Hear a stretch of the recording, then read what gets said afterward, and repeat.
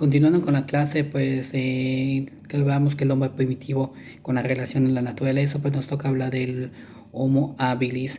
Se le llamó así porque tuvo la habilidad para utilizar las piedras afiladas y con ellas cortar carne, tallos, raíces, lo que contribuían en ese entonces a lo que era su dieta del hombre habilis en la época prehistórica. Más adelante sale el Homo erectus, que él ya desarrolla lo que viene siendo utensilios, cuchillos, hachas.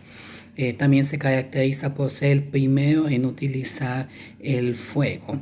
Aquí en la plataforma de Classroom les estoy subiendo el material de este tema 1.1, en el cual lo van a leer apoyado con estos videos, y igual les voy a subir toda esa información más completa, más precisa. Van a tener como una actividad hacer un crucigrama, 5 horizontales y 5 verticales sobre este primer tema 1.1. Muchas gracias.